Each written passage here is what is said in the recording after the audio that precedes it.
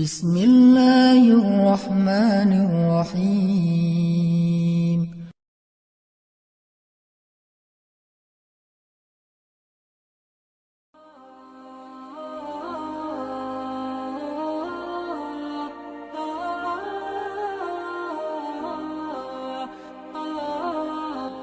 Ketika kita memilih jalan Allah, mungkin akan banyak pengalaman-pengalaman unik yang kita alamin sepanjang jalan.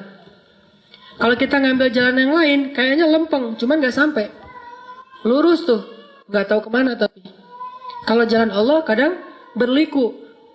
Dan banyak sekali pengalaman di jalan itu yang buat kita makin yakin sama Allah. Bikin kita makin bisa survive dari masalah yang akan datang. Bikin kita lebih tough ketika menghadapi masalah.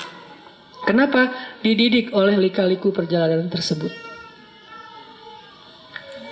Saya sama istri saya aja. Istri itu dulu ke Mesir beasiswa. Saya nggak lulus. Jadi pas saya ikut tes beasiswa, yang ngetesnya juga bete ngeliat muka saya. Ngapain kamu? Mau ke Mesir, Pak? Enggak, pulang aja. Suruh pulang. Nggak lulus gitu coba. Akhirnya karena nggak lulus beasiswa, saya ngumpulin uang untuk berangkat sendiri. Pokoknya saya harus berangkat. Istri saya lulus beasiswa, langsung dibeliin tiket, udah ditetapin beasiswa selama di Mesir berapa sebulan, dapat tempat tinggal.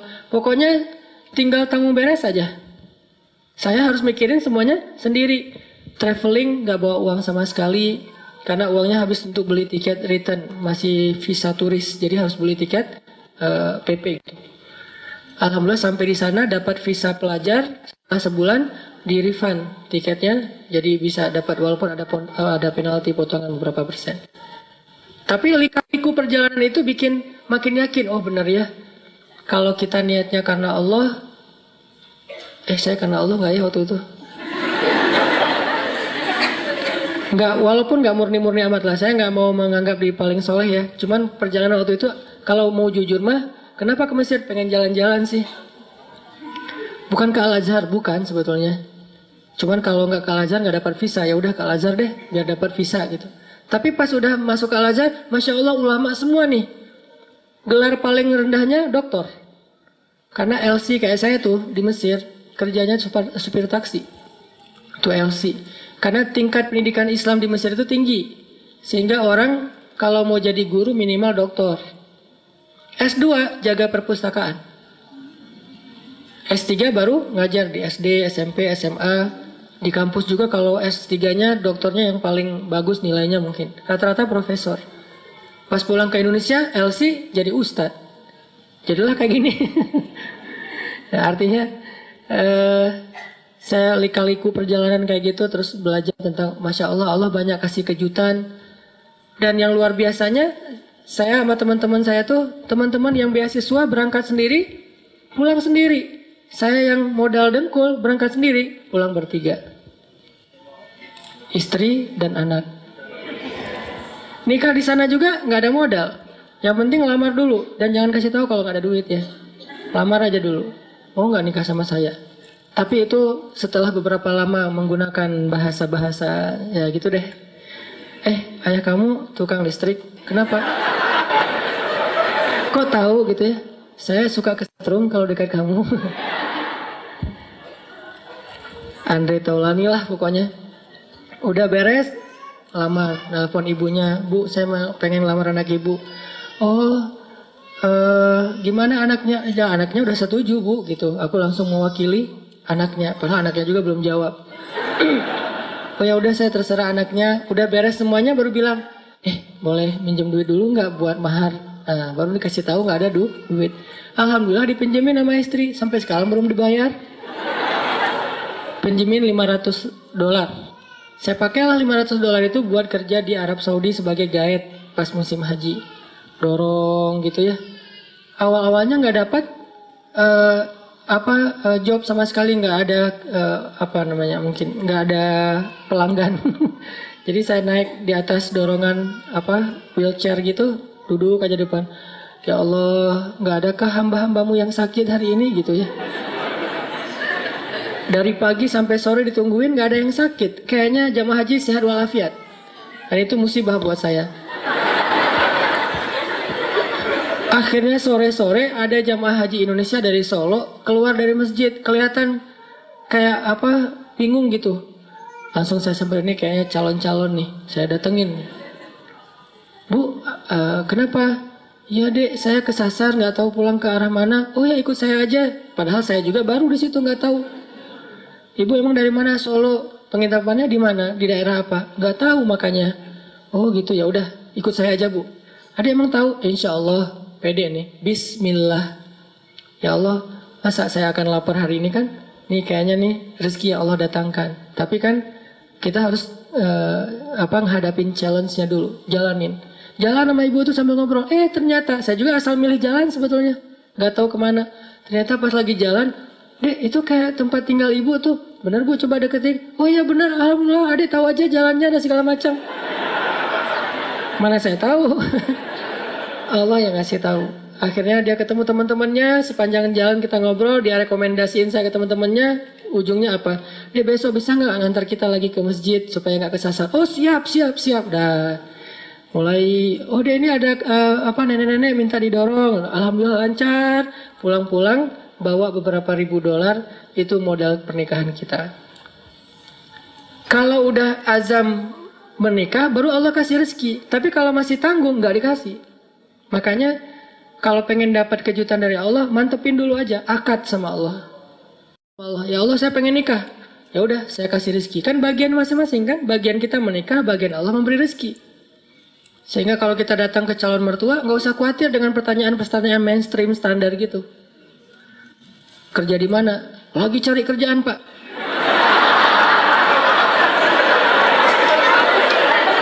Pede gitu. Terus gimana kamu ngasih makan anak saya? Siapa yang ngasih makan? Allah. Masa dia mau bilang enggak mungkin kan ya? Kalau perlu koleksi beberapa hadis, judulnya hadis-hadis melamar. Tuh ada beberapa hadis, salah satu yang terkenal, kalau datang kepadamu anak muda yang baik akhlaknya, maka jangan ditolak. Ngomong aja pak, saya pernah tuh ya baca hadis, katanya sih sahih gitu. Ini kayak gini nih hadisnya, bener gak ya pak? Oh bener nih hadisnya emang sahih. Ini maksudnya gini nih pak, jangan ditolak. Itu gimana maksudnya pak? Itu tips, insya Allah gak bakalan ditolak teman-teman. Tuh kayaknya 90% kemungkinan diterima, cuman 2 tahun lagi. Saya terima deh, cuma jangan sekarang, nanti aja. Setelah kamu dapat kerjaan angger ya, tetap aja. Oke, jadi gimana kita nge-recovery emosional kita?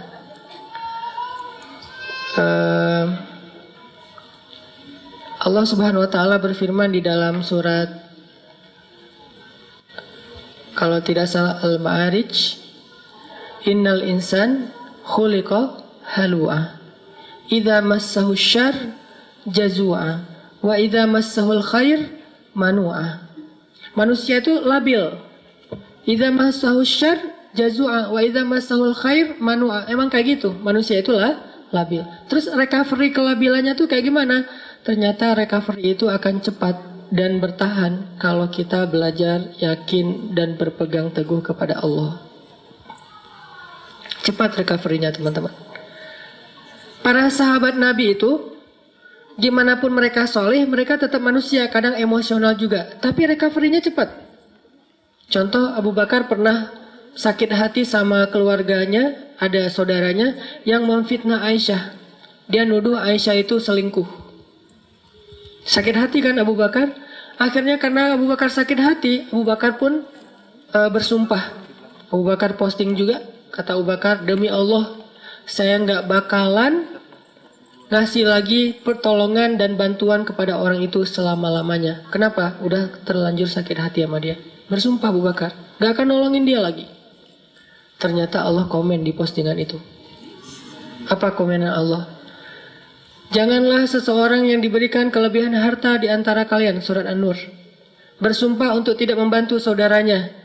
Maafkanlah, berlapang dadalah. Tidak sukakah kalau kamu Allah mengampuni dosa-dosamu? Ala tuhibbuna ayyaghfirallahu lakum? Akhirnya ketika Abu Bakar baca komen ini, astagfirullahaladzim, langsung Abu Bakar delete postingannya. posting baru, mulai sekarang saya akan bantu dia 2 kali lipat.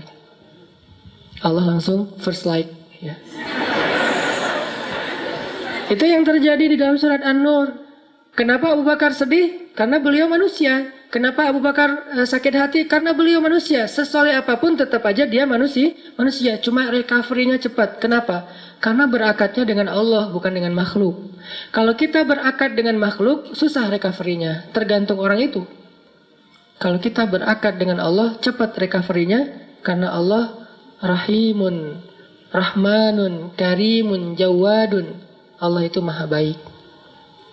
Misalnya, kita marah sama orang lain. Terus kita maafin dia. Apa akad dengan Allah? Nanti Allah maafin saya. Makin besar dosa orang yang kita maafin, makin besar dosa kita yang dimaafin sama Allah. Dosa apa yang paling besar yang dilakukan seseorang kepada kita? Tadi, ditikung. Ustadz, nggak mudah Ustadz maafin yang kayak gitu-gitu Ustadz. Saya tuh udah berusaha ya selama 5 tahun. Di tahun ke-5 ternyata gagal gara-gara dia. Padahal dia datangnya cuma beberapa bulan terakhir. Kenapa bisa nikung? Dia teman curhat kita. Kita curhat ke dia, ternyata dia dapat info dari kita, dia jalan duluan. Kan sakit banget tuh. Makin sakit, makin berat, makin besar dosa yang kita maafin dari orang lain, berarti makin besar dosa kita yang dimaafin sama Allah. Minimal 10 kali lipat. Itu akadnya, sehingga jadi ada motivasi untuk memaafkan orang. Ya udah deh, saya maafin biar Allah maafin saya. Emangnya kita nggak punya dosa? Kalau kita mau ngitung dosa kita, nggak usah jauh-jauh. Dosa sholat aja kita udah banyak tuh. Kita udah ninggalin sholat sejak kita balik usia 12 tahun. Kan kita dulu sering ngerasa 12 tahun tuh masih anak kecil ya. Sehingga sholat suka belang-belentong gitu, nggak rapi. Kadang sholat, kadang enggak. Yang rajin cuma sholat maghrib doang ya. Isya subuh udah kelewat. Terus pas udah ABG dikit, usia 17 tahun masih sholat, cuma sering menjamak. Subuh dijamak dengan duha misalnya. Sholat juga subuh, tapi jamak. Dan itu istiqomah banget loh. Jadi dari bab sholat aja kita udah bermasalah, udah banyak dosa nih. Gimana mau amal-amal yang lain? Berarti caranya gimana? Maafinlah kesalahan orang yang lain supaya Allah maafin kesalahan kita. Akadnya sama Allah, recovery-nya gampang. Saya pernah pas di Bandung, mobil ditabrak dari belakang, serempet. Akhirnya penyok dan agak rusak. Terus orangnya marah duluan. Mungkin cara dia marah duluan biar ketahuan bahwa kita yang salah. Dia turun langsung marah-marah. Saya bilang, tenang aja, jangan marah-marah. Kita selesaikan baik-baik. Akhirnya dia agak down dikit, agak nyaman dikit, ngobrol. Tapi tetap aja keras, nggak mau. Dan pas di ini dia nunjukin kartu bahwa dia anggota. Nah, karena dia anggota nggak mau ribut, ya udahlah, saya ganti rugi 2 juta. Pas sudah ganti rugi 2 juta, dia pergi. Saya berdoa, Allahumma ajurni fi musibati wa khluf li khairan minha. Ya Allah, saya dapat musibah nih. Beri dong ganti yang lebih baik darinya. Tinggal minta aja sama Allah kan. Akhirnya yang tadi kita udah kayak ngerasa sedih banget gara-gara kita udah mobilnya rusak, harus bayar ganti rugi orang lain yang salah lagi tuh. Karena dia mungkin pakai kekuasaannya daripada nanti ramai dan makin besar, habisnya udahlah 2 juta. Tapi minta ke Allah gantinya 20 juta. Lebih baik dari yang kita berikan. Gak lama seminggu kemudian benar-benar Allah ganti 20 juta cash. Bukan sedekah, jangan selalu menerjemahkan keajaiban itu dalam bahasa sedekah. Bisa juga dapat usaha apa, jualan apa yang keuntungannya banyak. Kayak saya dulu di Mesir jualan bakso. Kalau ada acara-acara kayak gini nih saya ngeliat teman-teman di Jepang kayak nostalgia lagi kondisi dulu di Mesir ya. Lagi ada acara mahasiswa Indonesia di sana namanya PPMI gitu. Saya jualan bakso. Tapi saya nggak bisa bikin bakso, teman yang jualan. Terus saya bilang, ya udah kita bagi hasil aja ya, bagi 2. Kamu 30%, saya 70 gitu. Dia mau, alhamdulillah dia bikinin, terus saya ini jual. Terutama buat acara mahasiswa Malaysia. Kenapa? Karena menurut saya orang Malaysia nggak bisa ngebedain bakso yang enak sama yang enggak. Soalnya di Malaysia nggak terlalu banyak kan. Kalau di Indonesia kan banyak tuh bakso. Akhirnya jual ke Malaysia. Nggak terlalu enak juga mereka. Wah enak Pak Cik, tak apa-apa gitu ya. Udah jualan. Kalau orangnya enakan. Orangnya nyaman gitu, saya kasih baksonya banyak. Kalau orangnya mukanya agak-agak kurang nyaman, kasih aja 2 lah. Gak usah banyak-banyak datang. Pak Cik, mau bakso? Oh ya, kasih 10. Datang lagi, diam-diam mau apa? Bakso, kasih 2. Pas kok beda? Beda banget. Wajahnya beda gitu. Kalau yang datang mace-mace, 15 lah gitu ya. 15 mace, 15 mah. Untung nggak? Untung tetap alhamdulillah. Jadi kenapa? Karena kita berakatnya kalau hilang sesuatu Allah yang ganti. Saya pernah mau acara sholat tahajud malam-malam. Acaranya jam 2 malam, saya baru bangun jam 2. Telat kan? Akhirnya panik, nyamber HP, jatuh, pecah layar depannya, udah nggak bisa kepake. Itu HP sekitar harga 2 juta lah. Jatuh langsung, ya Allah beri saya ganti yang lebih baik. Nah ini juga jatuh bukan apa-apa ya, karena pengen tahajud, pakai diomongin lagi. Terus berangkat nih, pulang-pulang jam 10 pagi Allah ganti dengan waktu itu baru keluar tuh Note 5 harganya 10 juta. Diganti cash. Kadang Allah nggak gantinya dalam bentuk fisik, dalam bentuk nominal, dalam bentuk sesuatu yang materi. Tapi diganti dengan yang lain, kebahagiaan. Mungkin kita kehilangan sesuatu, hilang motor, tapi dapat jodoh. Mau mana? Pilih yang mana?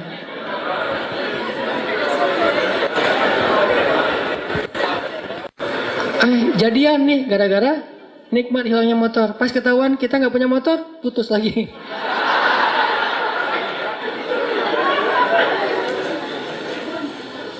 Belajar berakat sama Allah teman-teman. Itu rahasia kalau kita pengen. Karena Allah itu nggak pernah, pertama ingkar janji itu nggak pernah. Innallaha la yukhliful mi'ad. Nggak pernah ingkar janji. Kedua, Allah itu nggak pernah misalnya, maaf ya, lagi sibuk, nggak ada tuh. Kita WA Allah, terus nggak dirit, itu nggak ada ceritanya. Contreng 2 sih, cuman nggak biru-biru, nggak dirit lama gitu. Allah ngapain sih online berkali tapi yang saya mah nggak dirit misalnya. Itu manusia banget, Allah nggak kayak gitu. Kita baru nulis, ngirim, Allah langsung typing. Bukan cuma dirit, langsung bales. Nggak mungkin Allah tuh ngebiarin kita minta terus nggak dibayar, nggak dibales lama, nggak mungkin. Dan gak mungkin juga Allah misalnya habis pulsa, habis kuota, itu gak ada.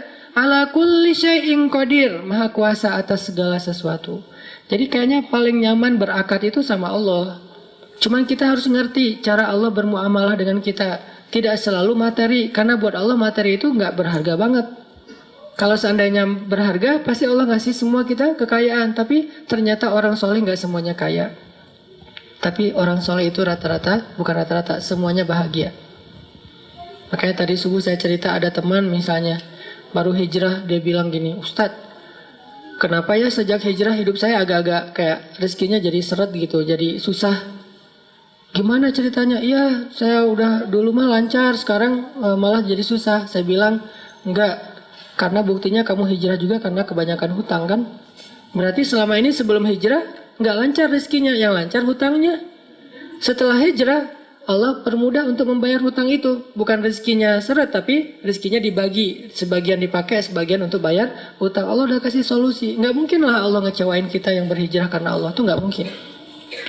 Jangankan Allah nih, Nabi Muhammad aja nggak pernah membiarkan ada yang datang ke beliau ditolak dalam keadaan nggak dikasih apa-apa, itu nggak ada. Semua yang datang ke Nabi meminta sesuatu, pasti pulangnya membawa sesuatu. Apa aja? Pernah Nabi lagi jalan pakai baju baru gitu. Baru dikasih sama Raja Khurasan. Kasih baju. Bajunya warna merah. Bukan gamis ya, baju biasa. Warna merah. Dipakai sama Nabi. Terus dilihat sama orang miskin, sahabat. Ngomongnya, Muhammad, itu baju bagus juga ya? Gitu. Nabi pas diomongin kayak gitu, Nabi tanya, kenapa mau? Gitu. Mau. Dibuka sama Nabi. Nabi pulang gak pakai. Dan Nabi juga kalau pulang nggak pakai baju masih keren ya, 6 pack gitu. Kita nggak pakai baju 0 pack kan agak-agak gimana gitu kan ya.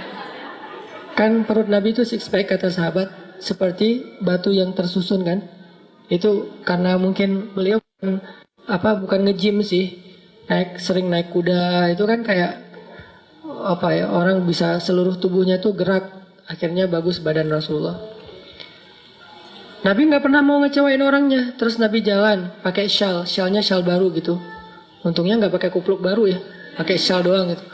Datang orang Badui ditarik syalnya, dilepas sama Nabi dikasih. Ada yang datang ke Nabi, ke Aisyah misalnya, Aisyah tuh cuma punya 3 butir korma, dari pagi belum makan. untuk sahur aja nggak dimakan karena pengen dipakai untuk buka puasa hari itu. Datang satu orang ibu dengan 2 anaknya karena lapar bilang, Aisyah saya belum makan dari pagi. Aisyah langsung ngambil ngasih. Jadi nggak makan sahur, nggak berbuka puasa. Kenapa? Karena sifat Nabi itu tidak ada yang datang kepada beliau pulang dalam keadaan tangan kosong. Itu nggak ada. Nabi aja kayak gitu, apalagi Tuhannya Nabi, Allah Subhanahu Wa Taala. Nggak ada yang datang kepada Allah pulang dalam keadaan kecewa, itu nggak ada. Kalau dia kecewa, berarti dia nggak ngerti cara berakad sama Allah. Dia salah paham dengan cara-cara Allah. Kalau dia ngerti Allah, nggak bakalan kecewa. Dia tahu banget Allah Maha Baik, Allah yang selama ini nolongin saya, Allah yang menyelamatkan saya. Alam yajidka yatiman fa'awa, wa wajadaka dhallan fahada, wa wajadaka ailan fa'aghna. Dan Allah itu tergantung prasangka hambanya kepada Allah. Kalau kita berprasangka baik, Allah akan ngasih apa yang kita persangkakan 10 kali lipat lebih baik. Kalau kita berprasangka buruk, maka Allah seperti yang kita prasangkakan. Jadi tergantung kita nih, mau gimana? Mau dapat nikmat, ya udah, Allah Maha Pemberi nikmat. Mau dapat jodoh, Allah Maha menciptakan segala sesuatu berpasangan. Nggak mungkin saya dibiarkan sendiri. Masa kita kalah sama Julaibib? Budak yang bahkan tidak bernilai di mata orang-orang Quraisy, dia nikahnya sama seorang putri raja. Ini kayak dongeng gitu kan? Kenapa? Karena Julaibib nggak pernah berputus asa kepada Allah, nggak pernah suuzon sama Allah. Datengin ditolak, datang lagi ditolak. Kadang kita kayak gitu banget hidup. Datang udah 3 kali ditolak, akhirnya putus asa, udah pakai selebaran, taruh di pintu-pintu rumah. Mau nggak nikah sama saya? Siapa yang mau tolong hubungin nomor telepon ini. Kalau nggak mau jangan dibalas udah. Ternyata dari 100 selebaran nggak ada yang nyangkut. Karena kita naruhnya di rumah kontrakan yang belum ditempatin. Wah. Ini maksudnya husnuzon sama Allah. Jangan suuzon. Begitu kita husnuzon sama Allah, baru berbaik sangka. Kadang-kadang kita baru membatin, Allah udah kabulkan. Di Bandung tuh banyak tuh kejadian kayak gitu. Hal-hal yang menurut saya dulunya terjadi di zaman para ulama, sekarang terjadi di zaman kita. Kok bisa ya? Mirip dengan kisah Imam Ahmad bin Hambal yang datang ke Basroh gara-gara ada yang beristighfar kan di Basroh. Itu terjadi loh di Bandung dengan saya. Suatu hari saya datang ke masjid markasnya Pemuda Hijrah, Masjid Al-Latif di Bandung. Ada rapat gitu, kita sering rapat, terus karena macet, saya nggak mau naik kendaraan sendiri, pesan ojek online, berangkat. Dari pagi sampai sore. Di masjid itu, saya sholat zuhur dan asar ngimamin. Karena lagi ada saya di situ, ya udah sekalian ngimamin. Pas sudah selesai asar, udah beres semua rapat, saya order lagi, ada yang ngambil, ojek online, jalan. Di tengah jalan orangnya ngobrol. Mas, suka sholat di masjid itu juga? Saya bilang, ya, sesekali, saya bilang. Iya ya, masjid itu ramai sekarang, anak-anak mudanya luar biasa itu masjid. Saya juga suka sholat di situ, kata dia. Itu ada tuh imam muda, siapa namanya di situ teh? Muzammil. Iya Muzammil tuh suaranya bagus ya. Ya alhamdulillah. Mas suka ikut talim juga di situ. Kadang-kadang saya bilang. Oh iya hebat, itu talimnya ramai banget tuh. Ada juga tuh ustadz siapa gitu yang suaranya kayak cewek, kata dia. Saya mulai nih, nyari masalah nih tuh. Tapi saya senang dengar boosternya YouTube segala macam, gurunya Muzammil, siapa ya namanya? Siapa? Hanan? Iya Hanan gitu, itu luar biasa. Mas suka dengar ceramahnya juga? Suka. Dan saya nggak bohong kan, karena emang saya kadang-kadang dengerin booster, 1 minute booster itu juga kayak dapat hidayah. Dapat hidayah dari diri sendiri. Saya dengar, Masya Allah nih Ustadz enak juga ya ceramahnya. Saya kayak dapat hidayah dari ceramah diri sendiri. Kayak misalnya ceramah tentang diri, nge-reject Allah. Allah manggil, reject. Sehari 5 kali kita nge-reject Allah, tapi Allah nggak pundung. Kita baru mungkin ngerasa kayak belum dikabulkan doa aja, udah pundung fisabilillah. Kan banyak yang pundung fisabilillah. Pundung di jalan Allah kan banyak tuh. Allah nggak pernah pundung. Itu bikin saya, oh iya ya Allah sering kita reject tapi nggak pundung. Datang lagi besok, datang lagi lusa, datang lagi. Bertahun-tahun Allah manggil kita, seringnya kita reject. Rejectnya itu kasar lagi tuh. Kok udah azan aja sih, kan kasar banget ya rejectnya. Nah itu saya bikin, oh Masya Allah nih ceramahnya luar biasa, dapat hidayah. Saya juga senang dengar ceramahnya, saya bilang, iya. Mas di situ jadi jamaah atau orang PKM juga? Ya ngurus masjid juga sedikit-sedikit. Dia mulai curiga gitu, ngeliat ke belakang dia jadi, Mas tadi yang imam sholat zuhur ya? Ya saya bilang, asar juga? Ya. Mas ini namanya siapa gitu? Saya bilang Hanan. Hanan yang mana nih? Mulai oleng dia tuh. Hanan Ataki langsung wah gitu. Berhenti rame heboh di perempatan jalan, coba semua orang ngelihat ke arah kita. Hanan Ataki, masya Allah gitu, dia langsung berhenti. Memang lampu merah sih, bukan gara-gara itu, berhenti. Langsung berhenti terus ngeliat, dia ngomong, masya Allah, saya selama ini tuh sering berdoa, ya Allah kalau ikut talim, saya pengen banget ketemu Ustadz itu, tapi jangan di taklim yang berdua gitu, gimana caranya? Istighfar, salawat. Ternyata Allah kabulkan sebulan doang loh, dia kayak gitu. Sebulan kemudian Allah kabulkan, saya order ojek online, dia ngambil, akhirnya kita satu ojek berdua. Ngobrol sepanjang jalan, sampai ke rumah tuh heboh. Di rumah dia minta selfie, sampai ke tetangga pada ngeliat, ada apa sih rame gitu. Heboh gitu kan, Masya Allah ternyata dia berdoa dengan istighfar dan salawat. Allah kabulkan, bukan saya yang soleh, dia yang soleh, makanya doanya dikabulkan. Kayak saya cerita, dia saya mah bukan tipe istri saya, justru dia nggak pengen yang kayak saya. Kenapa? Banyaklah. Pertama, dove lah ya, warnanya agak gelap, keseringan di pantai. Terus yang kedua orang Sumatera. Kan buat orang Jawa mungkin Sumatera dianggap keras gitu ya. Padahal enggak kan? Sumatera itu dianggap keras. Ada yang curhat Apalagi orang Sumatera kuliah di Mesir. Mesir itu Sumateranya Arab. Yang paling keras tuh Mesir tuh di Arab teh. Tapi walaupun keras mereka tuh orangnya nggak baperan. Keras doang, cuman nggak sampai ke hati. Ngomong nyapa, bro, tapi kayak orang marah-marah. Kamu ini nyapa atau marah? Nyapa. Oh ya. Saking ininya. Sehingga buat istri saya ketemu orang Sumatera. Awal-awal nikah itu banyak yang nggak nyambung. Menurut istri saya lagi marah. Menurut saya nggak lagi marah. Salah saya apa? Saya bilang. Dia udah baper misalnya. Karena beda culture antara Jawa sama Sumatera. Sumateranya Aceh pula. Yang di kampung saya itu memang markasnya GAM juga. Jadi kita terbiasa ngomongnya teriak-teriak. Akhirnya istri saya ngambek pas kita mau foto wedding lagi tuh. Habis nikah mau foto berdua, foto keluarga. Ngambek, akhirnya dia naik tram yang di tengah kota itu yang lambat gitu tuh. Dia naik, saya kejar, tapi di slow motion gitu. Saya kejar, akhirnya karena nggak kekejar, dia naik di gerbong depan, saya di gerbong belakang. Tapi saya berdiri di pintu ngelihat kalau dia pas sudah berhenti di halte mana, saya lihat dia turun nggak? Oh belum turun, saya tungguin. Belum turun, pas dia turun, saya turun juga. Wah ngejar-ngejar. Akhirnya kita foto dalam keadaan bete. Dan foto itu masih ada sekarang. Wajahnya wajah bete. Saya bukan tipenya banget tuh.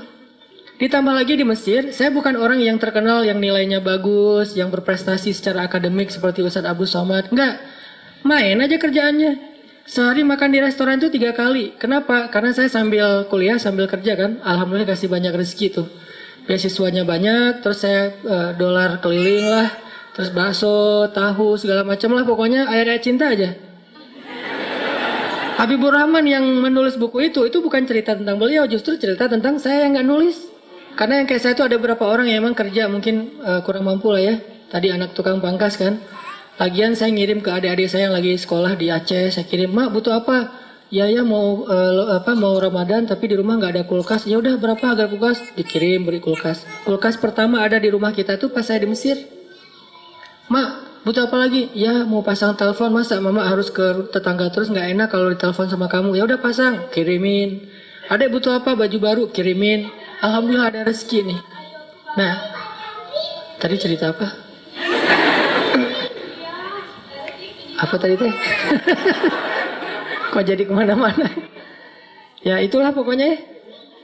Intinya agak gagal fokus. Intinya bahwa ketika saya di Mesir itu, alhamdulillah saya itu bukan tipe istri, tapi dia bisa terima. Pas saya datang, Kayak nggak bisa nolak gitu. Kenapa? Karena kita kuat-kuatan doa. Mungkin ternyata Allah lebih mengijabah doa saya daripada doa dia. Kalau dia, ya Allah jangan yang itu, jangan yang itu, jangan yang itu. Saya, ya Allah yang itu banget deh. Ternyata Allah mengijabah. Ustadz dilawan ya. Oh ya Allah. Tahajud, begitu diterima, tahajudnya lupa. Kebiasaan manusia tuh gitu. Ya Allah yang itu banget, yang itu banget. 4 ciri yang ada, yang dia pantengin. Gak boleh saya banget, ada pada saya 4-4-nya. Pak saya tanya kenapa kok kamu terima? Karena kamu punya yang kelima, apa hati kamu? Kenapa dengan hati saya? Enggak lah ya. Yang jelas Allah yang menggenggam segala sesuatu. Minta aja sama Allah. Bukan sama makhluk. Makhluk boleh kita minta tolong segala macam. Cuma bergantungnya jangan kepada makhluk. Kalau kita gantungnya sama Allah, dimudahin banget. Saya tuh suka kadang-kadang, dulu kan suka ada kayak film apa yang vampir teh apa? Ya New Moon ya, yang versi terbarunya kan ya. Nah yang pas New Moon-nya kan si cowok vampirnya udah kayak meninggal gitu kan ya. Terus ceweknya caper sama cowoknya ngapain? Kayak mau bunuh diri, balapan supaya si vampirnya muncul nolongin dia gitu kan? Belum pada nonton? Kompak. Nah kita tuh harusnya dalam bahasa yang lain analoginya ke Allah tuh kayak gitu. Saya suka banget gambling tapi akadnya ke Allah. Karena saya tahu Allah gak akan biarin saya sendiri. Ngambil aja sebuah resiko tapi jangan melanggar syariat Allah ya. Karena kalau kita melanggar berarti gak ada akad sama Allah. Selama kita gak melanggar syariat, Allah gak akan biarin kita sendiri. Kayak tadi mau kerja, modalnya modal dengkul, jalanin aja. Mau keluar negeri nggak bawa duit, jalanin aja. Selama kita keluar negerinya bukan mau berbuat dosa. Kerjanya mencari yang halal. Menikah juga untuk menghalalkan hubungan. Kalau kita ngelakuin sesuatu karena Allah, walaupun nggak punya modal, Allah nggak biarin kita sendiri. Dan saya suka ngambil gambling kayak gitu. Dan saya ke Bandung juga dulu nggak ada apa-apa. Kalau istri hidupnya kayaknya lebih mudah nih. Kalau saya emang banyak lika-liku. Istri ke Bandung diterima langsung jadi dosen. Saya jadi TU juga nggak diterima. Kamu nggak boleh di sini. Nggak tahu ya ada apa dengan wajah saya. Kenapa orang gampang sebel ngeliat wajah saya? Kamu nggak boleh. Oh ya Pak, nggak apa-apa gitu. Akhirnya istri ngajar, saya ikut. Kalau nggak boleh ngajar ya udah saya nulis buku tuh. Pertama nerjemahin bahasa Arab ke bahasa Indonesia. Pas sudah capek-capek nerjemahin berapa ratus halaman, pas mau dicetak, saya bawa ke penerbit, katanya buku ini udah pernah diterbitin. Dah, tahu gitu saya nggak akan capek-capek nerjemahin. Udah, gagal nerjemahin, nulis buku sendiri. Ya udah kalau nggak bisa terjemahin, saya nulis aja sendiri. Apa yang ada di kepala saya pokoknya capruk aja lah, tulis. Mau ditawarin ke penerbit, semuanya mengatakan ini nggak layak diterbitin. Nggak layak diterbitin, ya udah. Yang kedua nggak layak. Ada yang satu-satunya layak, tapi kayak nggak menghargai penulis gitu. Royaltinya kecil banget dan itu dicicil selama 6 bulan sekali. Wah daripada gitu saya terbitin sendiri aja deh. Bikinlah penerbit sendiri bukan percetakan. Alhamdulillah dimudahkan sama Allah. Cetak 3.000 eksemplar. Udah dicetak, saya jadi penulis, saya jadi direktur penerbit, saya jadi kuli yang ngangkat-ngangkat buku saya dibawa ke bus malam untuk dikirim ke Sumatera, ke Jawa, angkat. Jadi saya kalau di Bandung tuh ada jalan raya namanya Soekarno-Hatta, gede tuh. Saya nyebrang Soekarno-Hatta sambil ngangkat kardus Marlboro yang isinya buku, bayangin. Angkat 2, satu di sebelah kanan, sebelah kiri. Dan itu penulis buku loh. Ntar, Pak saya mau ngirim buku ini. Buku apa? Adalah buku bagus, penulisnya juga terkenal. Saya bilang, udah dikirimin, alhamdulillah nggak balik. Nggak ada yang transfer, nggak balik juga. Sekitar 70% nggak balik, cuma 30% yang balik. Oke, nggak masalah. 1.000 udah dikirimin, nggak balik. 2.000 lagi. Ada pameran buku Islamic Book Fair di Bandung yang biasanya diadain setiap beberapa bulan sekali. Saya minjem stand di situ. Boleh saya pakai satu space kecil di depan standnya? Boleh, kata yang punya standnya. Ya, akhirnya saya bikin X-banner. X-bannernya, orang kan judul buku segala macam. Enggak, wajah saya yang paling gede di situ. Pencitraan kan? Pencitraan ordai lah pokoknya. Pencitraan gede wajah saya. Salah lagi tuh, saya ngambil foto dari handphone. Foto lagi pakai baju kemeja putih. Ternyata di sini kelihatan di kantong ada duit 1.000. Kelihatan lagi tuh. Saya pakai spidol. Saya pakaiin spidol nih, jangan kelihatan duit 1.000. Akhirnya udah ngangkat-ngangkat buku, pakai X-Banner, pakai meja kecil, bukunya disusun jadi kayak kipas gitu kan, biar menarik. Saya ke toilet, ganti baju. Tadi kan baju kurir, sekarang baju penulis. Pakai baju kemeja, taruh pulpen, pilot. Berdiri di depan itu. Orang-orang lewat, "Mas, ini buku apa?" "Buku tentang Al-Quran, Bu." "Oh ya, siapa penulisnya?" "Oh, Masya Allah, tanda tangan." Mulai gitu ya, bikin-bikin event, seminar, training, segala macam. Alhamdulillah dari situ saya coba nambahin usaha deh. Mulai jual pulsa M-Kios kalau di Indonesia. Saya punya 60 cabang pulsa di Indonesia. Di Bandung maksudnya. 60 cabang pulsa. Belum ada Alfamart waktu itu.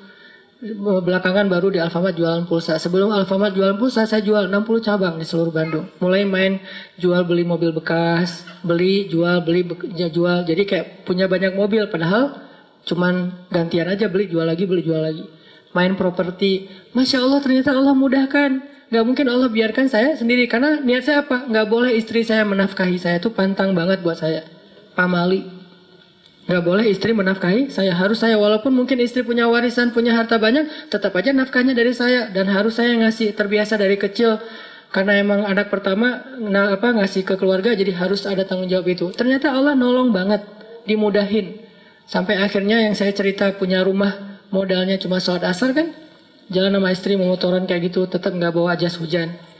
Siapa tahu hujan gitu kan. Jalan nyari rumah yang harga murah-murah lah. Waktu itu harga tipe 45 itu masih 200 juta.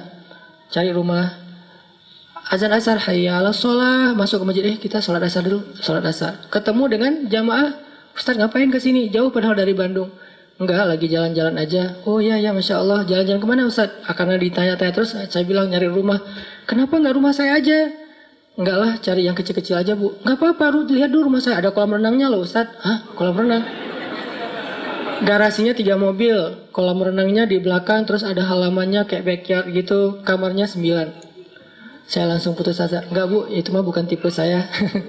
Saya nyarinya yang 2 kamar, yang tipe 45. "Enggak apa-apa, lihat aja." Dipaksa-paksain. Dan saya mah nggak mau orangnya, dipaksain sama dia. Saya pulang, ditelepon malam-malam. "Besok saya tunggu ya Ustaz, datang nih." Pas datang, lihat. Emang bener nih, garasinya juga udah gede, gerbangnya aja tinggi. Kayaknya ini kita mah cuma menghibur aja ya, menghargai orang yang undang, gak akan diambil juga. "Ya, kata istri saya. "Gimana Ustadz? Masya Allah rumahnya besar banget Bu. Ini udah ditawarin 700 juta, gak saya kasih Ustadz." "Itu Ustadz, terserah Ustadz deh." "Maksudnya 650? "Enggak, terserah Ustadz." "Bu, saya carinya cuma 300 juta. Dia diam sebentar. "Ya udah, ambil aja." 300 juta. Saya bilang, "Tapi uangnya cuma 30 juta. Mikir lagi dia. "Uangnya cuma 30 juta Bu. Tadinya rencana mau dicicil. Ustadz gak usah sibuk-sibuk nyicil ke bank segala macam. Udah aja ke saya. Berapa uangnya 30 juta? Bawa sekarang? Enggak sih. Ditransfer ya udah. Berapa lama Pak? Terserah Ustadz." Alhamdulillah 6 bulan lunas. Allah mudahin banget tuh. Akhirnya anak-anak datang, "Wah, kolam renang, loncat-loncat." Lama-lama karena di daerah tinggi dekat Lembang dingin, lama-lama nggak jadi kolam renang, jadi kolam ikan. Ikannya mati kedinginan. Akhirnya sekarang jadi saung, nggak jadi kolam renang lagi. Artinya emang Allah mudahin banget. Dan saya selalu suka gambling gitu sama Allah. Gini jalan. Akhirnya Allah kasih, jalan Allah kasih. Pemuda hijrah itu sendiri adalah ilham dari Allah. Karena selama 8 tahun saya ngajar dari masjid ke masjid, saya ada feeling guilty. Masa sih dakwah saya gini-gini aja? Kayak nggak ngaruh terlalu banyak kepada masyarakat, cuman ke ibu-ibu yang udah rajin ngaji. Mereka mah udah pada soleh. Gimana dengan teman-teman yang masih jarang ke masjid? Mikir 8 tahun. Allah kasih ide, bikinlah sebuah gerakan anak muda. Segmennya anak main. Mulai saya deketin anak-anak main. Main apa yang paling seru anak muda nih? Misalnya BMX sama skateboard. Saya coba golosoran gitu ya, skateboard. Walaupun nggak bisa ngetrik. Wah enak ternyata. Apalagi pas misalnya di ball gitu kan, angin-anginan gitu. Terus coba Ustadz yuk ke laut, coba main surfing. Pedal, awal-awal pedal tuh tangan kaku. Karena kan berat banget kan pedal. Sampai pas sholat habis pedal tuh nggak bisa angkat tangan, nggak bisa gini. Jadi sholatnya nggak bisa digerakin, awalnya kaku. Lama-lama teman-teman server, ternyata emang server di Indonesia itu banyak yang legend ya, hebat-hebat. Server-servernya pada respect karena dianggap Ustadz bisa pedal juga udah uyuhan kan, Ustadz pedal doang gitu kan ya. Pas segitu udah lumayan lah untuk Ustadz mah pedal doang, walaupun datang ombak lari gitu. Ombak, Allahu Akbar, lari gitu. Apalagi kalau udah barrel gitu kan, itu bahaya banget. Sampai pernah dihempaskan ke bawah sampai habis ini. Walaupun nggak seperti hempasan masa lalu sih, masih lumayan lah. Dihempasin. Oh ya. Artinya dimudahin sama Allah dalam jalan dakwahnya, sampai alhamdulillah jadi tren di Indonesia. Anak muda berhijrah di seluruh Indonesia sekarang, anak muda itu rajin taklim ke masjid. Itu semuanya dari Allah.